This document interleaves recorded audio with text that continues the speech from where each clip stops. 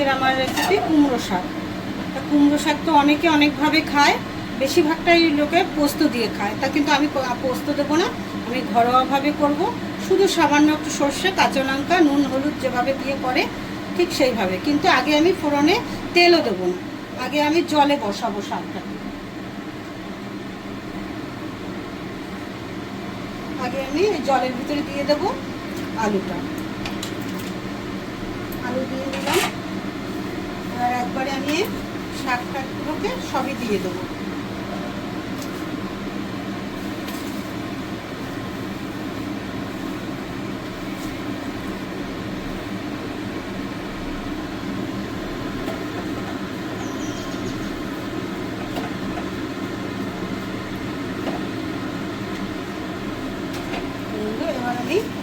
এবার দিয়ে দিলাম কাঁচা লঙ্কাটাও দিয়ে দিলাম, সব দিয়ে এবার আমি ঢাকা দিয়ে দিলাম। ঘুরে আসছি আমি 20 মিনিট পর।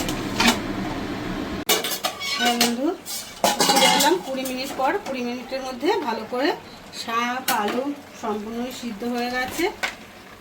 এবার দিয়ে দেবো পরিমাণ মতন নুন, একটু কমই দেই, লাগলে পরে দেওয়া যাবে, কিন্তু বেশি হয়ে গেলে সে জিনিসটা ফেলাই যাবে তাহলে। আর পরিমাণ মতো দিয়ে দিলাম হলুদ।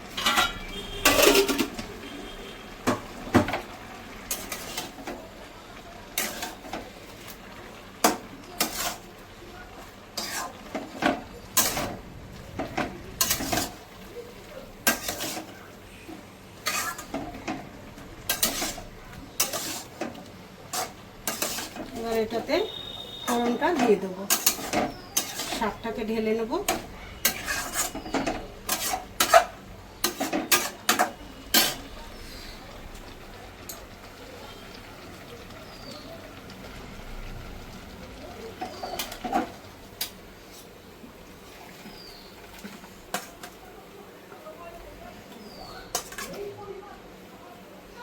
আমরা হলে তো একবারে ফোড়ন দিয়েই বসাই, কিন্তু আমার মাকে দেখতাম এইভাবে করে করতো, যে ফোড়নটা পরে দিত, জলে বসিয়ে দিত সব কিছু, তারপর ফোড়নটা পরে দিয়ে দিত। ওইটা তাহলে বেশি টেস্ট হয়।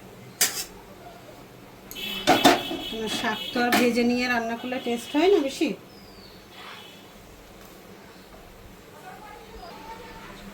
যেহেতু মায়ের রেসিপি, মা যেভাবে করে করে আমি সেইভাবে করেই করছি। একটু তেল দিলাম, এবার ফোড়নে দেবো সর্ষে।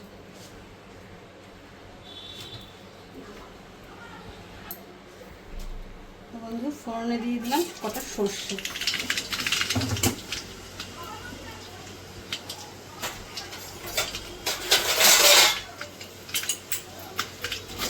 সর্ষেটাকে একটুখানি এভাবে করে ডলে দিলাম।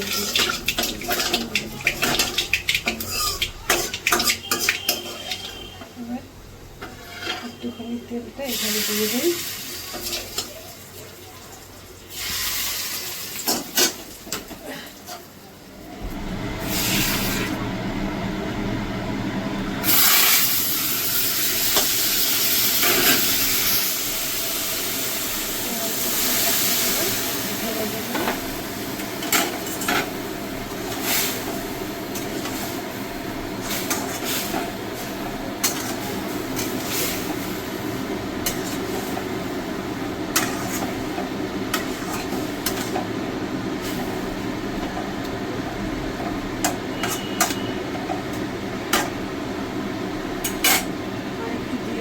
সর্ষে বাটা,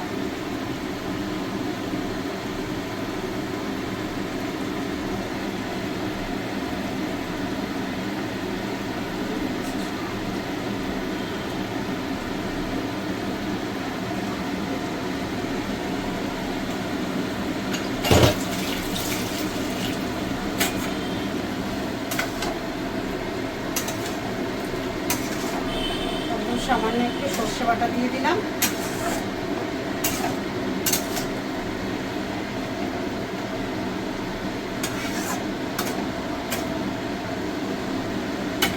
যেহেতু কুমড়ো শাক তাই একটু চিনি দেবো।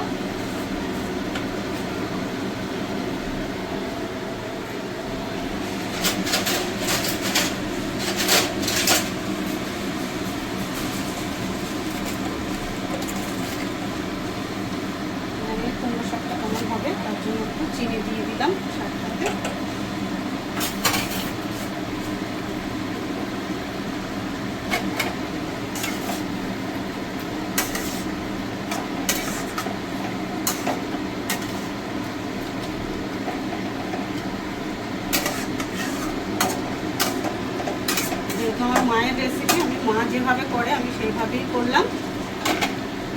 ফিরে আসছি আমি 2 মিনিট বাদে। হয়েই গেছে সবজিটা। হ্যাঁ বন্ধু, তো আমার সবজিটা হয়ে গেছে, কুমড়ো শাকটা হয়ে গেছে। এবার নামিয়ে নেব। তো আপনাদের যদি ভালো লেগে থাকে তাহলে লাইক, কমেন্ট, শেয়ার করবেন। আর আমার চ্যানেলটাকে সাবস্ক্রাইব করার অনুরোধ রইল। আচ্ছা, তুলে নিচ্ছি শাকটা।